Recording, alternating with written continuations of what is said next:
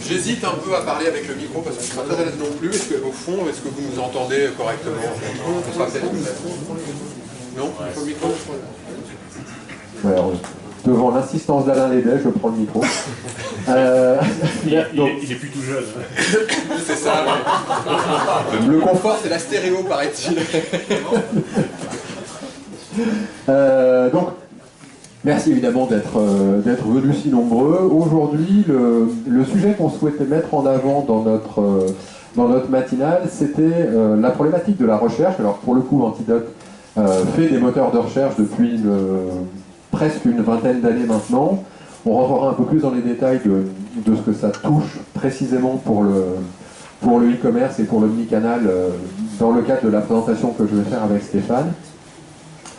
Sachant que l'intérêt pour vous et pour nous d'en parler aujourd'hui, c'est surtout de voir quels sont les points importants, ouais, très juste, ça m'évite de travailler, me balader là-bas, quels sont les points importants sur lesquels il y a de la valeur à récupérer à travailler avec un éditeur comme nous aujourd'hui, sachant que dans l'informatique, je ne prendrai rien à personne, mais tout le monde peut tout faire, après c'est qu'une question d'énergie à y consacrer, il s'avère que nous, on a des solutions sur étagère qui fonctionnent bien et qu'on va globalement vous présenter dans ce cadre-là.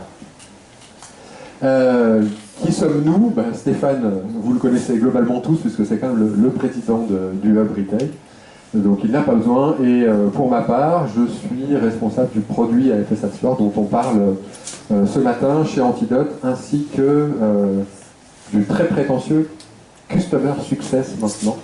Donc ça fait de lourdes tâches. On est déjà passé le stade de l'accueil, donc on rentre un peu plus dans le vif du sujet maintenant avec la présentation, et on terminera en fin de matinée avec plein de cas d'application qu'on va pouvoir regarder sur les bornes en magasin, sur le smartphone vendeur, donc des choses qui sont mises en œuvre dans le cadre de l'omnicanalité chez King Jouet, et qui vont toucher de près ou de loin le moteur de recherche et les problématiques d'accès en fait à l'information, sachant qu'on va élargir un petit peu parce que vous verrez aussi des choses qui sont toutes neuves, à peine, même pas recettées de ce que tu disais Stéphane, donc des choses qui risquent de ne pas marcher, il y aura sans doute un petit peu d'effet démo, mais ça peut arriver et ça vous montrera bien comment est-ce qu'on va exploiter en magasin tout ce que la techno peut apporter aujourd'hui. Et ce sera très intéressant. Alors, on commence avec une très rapide introduction autour de qu'est-ce que c'est que la recherche dans le cadre du commerce digitalisé. En fait, la recherche, c'est comme un vendeur. C'est-à-dire que vous avez une boîte de recherche ou d'autres façons de rechercher, on en verra une ou deux tout à l'heure, qui va en fait avoir le rôle de répondre à la question que se pose l'internaute qui est devant son site internet, devant son smartphone, ou en magasin devant une borne, pourquoi pas. Sachant qu'il faut garder en tête un ou deux chiffres qui, moi, me paraissent toujours utiles. Alors, pour le coup, on a ici une copie d'écran qui est une copie d'écran de Google Analytics. Donc, pour un site marchand, il s'avère que c'est un site marchand qui est bien connu de Stéphane, puisque c'est le sien. Quand on fait une copie d'écran de ce genre-là, on... Tu dis ? Il faudra flouter la prochaine fois. Tu crois qu'il y a vraiment des choses qui sont... il y a des chiffres, mais c'est tellement flou qu'on ne verra rien. Je ne vous montre pas où sont les chiffres importants, je vais juste vous donner 2-3 éléments. Sur cette copie d'écran, on voit deux choses. On voit les visites avec recherche et les visites sans recherche sur le site internet de King Jouet, à une période où il y a évidemment beaucoup de trafic. Ce qui est intéressant, c'est qu'on voit ici, là, quand on regarde les sessions, on s'aperçoit que sur ce site, on a 2/3 des gens qui n'utilisent pas le moteur de recherche, 1/3 des gens qui utilisent le moteur de recherche. Alors, pour être tout à fait transparent avec vous, 1/3 des gens qui utilisent le moteur de recherche, c'est déjà gigantesque, c'est énorme. En fait, c'est lié à la taille du catalogue, au fait que dans la période dans laquelle on est, quand on fait cette stat-là, il y a énormément de trafic, et donc les gens, quand ils veulent rentrer dans le catalogue, ils le font très facilement avec le moteur. Sachant qu'en termes de navigation, quand on a 10 000 références dans son catalogue, c'est relativement complexe d'accéder à n'importe quel produit en un clic ou deux. Donc on va avoir un usage du moteur qui est important. Ici, le fait d'avoir 30% des gens qui utilisent le moteur, c'est beaucoup. Quand on est sur un catalogue lambda, on est plutôt entre 5 et 12%.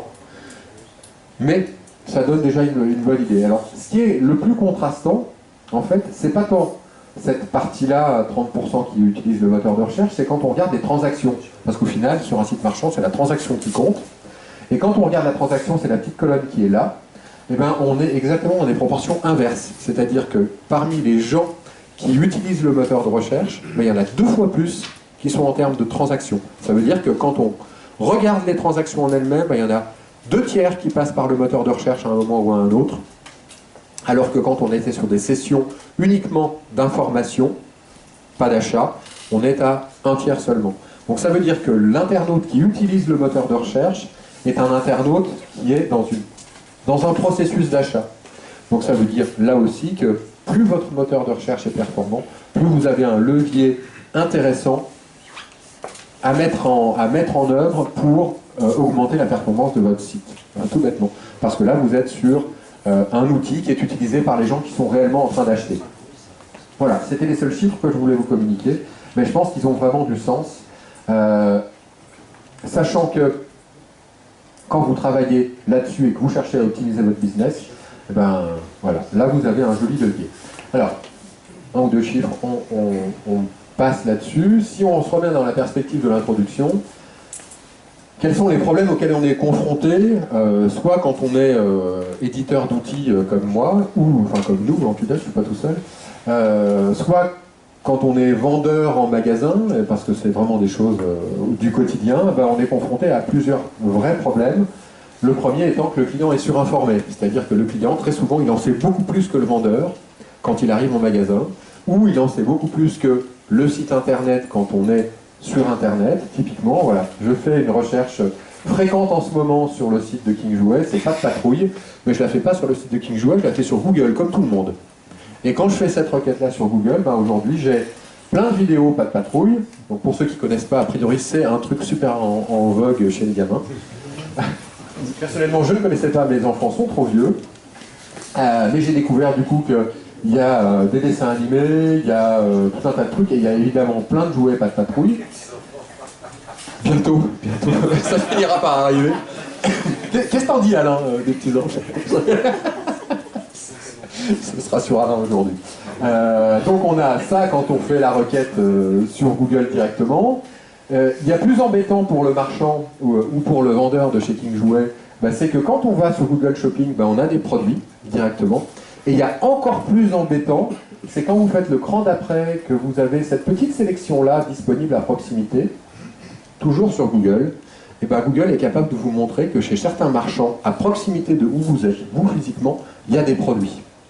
Et ça, objectivement, le vendeur de King Jouet, il doit être confronté à ça et il doit trouver des réponses à ce genre de problème-là. C'est-à-dire, le client en sait plus, et le client, il sait exactement quels sont les prix à la concurrence, il sait très bien que chez Amazon, c'est à ce prix-là et que c'est livrable en 2 jours et encore. Et il sait aussi que s'il prend ses petits pieds et qu'il va à la Fnac à Lyon, parce que là, bon, j'étais à Lyon pour le coup, ici dans le 7e, et ben, je vais pouvoir acheter ces bouquins-là qui sont disponibles à la Fnac. Donc ça, c'est un vrai problème qui est absolument central. Alors, le client, il est surinformé, puisqu'il a accès à son smartphone. Le vendeur, il est imparfait, entre guillemets, parce que lui, il ne sait pas tout, évidemment. On est sur un marché saisonnier, donc il y a aussi du personnel en renfort, donc des gens qui ne sont pas spécialistes du rayon, qui ne sont pas spécialistes de la poupée Barbie machin, etc., etc. Pardon. Et en plus de ça, le vendeur ou la vendeuse doit pouvoir apporter une information utile au client, c'est-à-dire quelque chose qu'on ne voit pas sur Google. Qu'est-ce que j'ai en extension de gamme? Vous regardez ça, j'ai des trucs qui pourraient vous plaire, j'ai d'autres choses, j'ai des produits en stock, etc., etc., etc. Donc il doit informer utile. Et là aussi, c'est encore un vrai défi.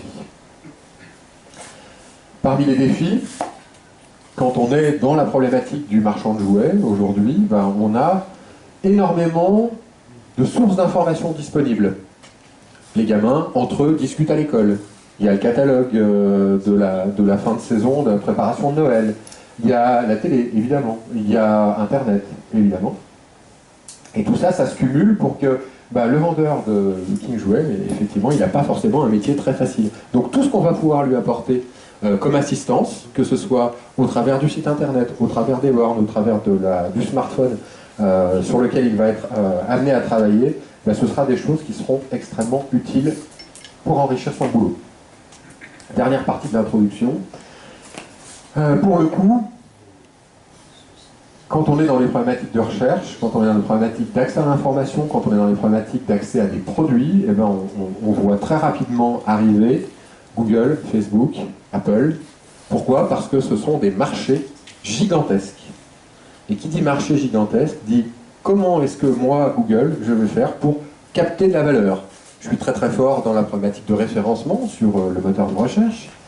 Mais vous savez aussi bien que quand on a une petite Google Home et qu'on va poser une question à Google Home, la réponse mécaniquement sera orientée, puisque déjà il n'y en aura qu'une. On va vous dire je trouve le produit à tel endroit. Et qui est-ce qui va apparaître en première réponse? Bien entendu, celui qui paye. Donc on a là aussi sur ces problématiques-là d'accès aux nouvelles façons d'interagir avec les outils de recherche. Une problématique qui est tout à fait centrale, qui est qui va capter la valeur. Et là, on le voit déjà venir gros comme une maison. Ça va être Google, Apple et Facebook et Amazon. Alors, pour détendre un tout petit peu l'atmosphère, parce que quand on finit sur un truc comme ça, c'est pas forcément marrant, on a rajouté et on a récupéré une petite vidéo qui a été faite par le Huffington Post l'année dernière, simplement pour vous montrer des petits tests autour de la... Où sont les haut-parleurs sur cette chose? Est-ce que vous entendez mieux là? Un petit peu, oui. Pas beaucoup mieux que ça. Ok Google, que sais-tu faire? Voici quelques suggestions. Par exemple, quel est le cours du CAC 40 aujourd'hui? Le cours de la bourse pour revendre. Donc en fait ça marche plutôt pas mal. Ok Google, lance une pièce. Très bien. Vous avez des piles. Et l'hippopotame. Si vous connaissez un hippopotame, voici à quoi ça ressemblerait.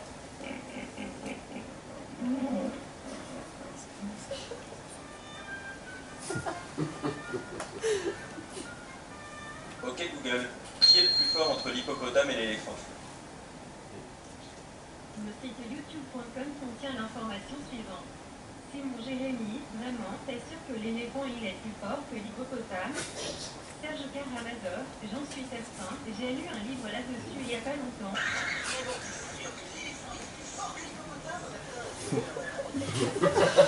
Ok Google, sais-tu parler ch'ti? Je sais que quand il pleut dans le nord, ça drache. Ok Google, sais-tu dire serpillière en ch'ti? Je ne sais pas comment vous aider. Désolée, mais je suis toujours en train d'apprendre.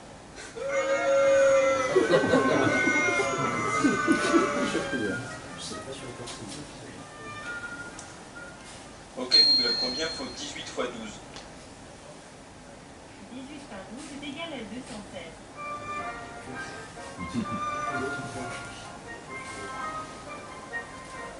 Ok Google, combien font 18 fois 12 divisé par 26? Pour être honnête, je ne sais pas comment vous aider.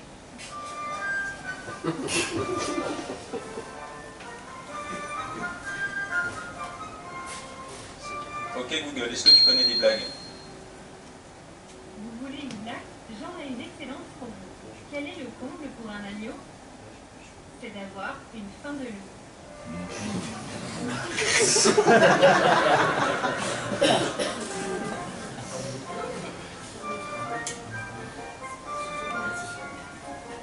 Ok Google, est-ce que tu sais chanter? Je peux chanter une chanson dans le vent, un air gai, chic et entraînant. Je vais écrire une chanson d'avant, un air gai, chic et entraînant. Ok Google, chante une chanson dans le vent. Et là, c'est le bug.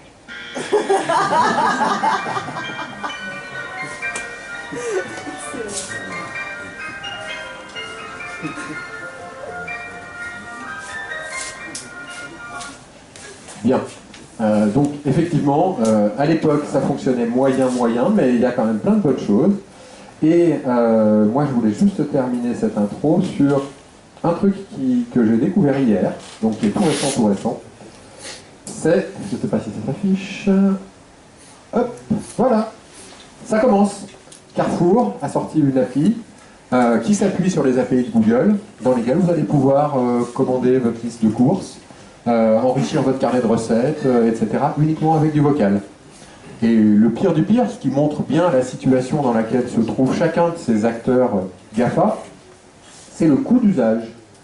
Ici, la seule chose que vous demande Google, c'est moins d'1 centime de dollar par tranche de 15 secondes de flux audio traité. Donc ça veut dire globalement que ça ne coûte rien. La preuve, c'est un vrai marché qui arrive et ils veulent tous être présents dessus. L'enjeu en fait étant de savoir qui va poser sa box ou sa petite enceinte connectée chez vous, sachant qu'on a vérifié tout à l'heure avec Thierry Bourgade, le collègue de Stéphane, que typiquement ces gamins à lui ne tapent plus rien sur un clavier, ils font tout avec la reconnaissance vocale. Google, joue-moi tel morceau, hop, ça va sur YouTube, ça choisit la vidéo et ça joue le morceau, etc. Donc, on est vraiment sur quelque chose qui arrive vite, et c'est un sujet sur lequel il va falloir être présent. Alors, pour le coup, nous, on s'est limité à la situation de qui jouait aujourd'hui avec les problématiques de recherche sur le site, dans les bornes, sur les smartphones, magasins, etc. Parce que c'est la techno qu'on maîtrise. Quand il faut commencer à aller regarder de la reconnaissance vocale, objectivement, c'est pas le boulot d'Antidote. Mais ça faisait une bonne intro. Stéphane, c'est à toi.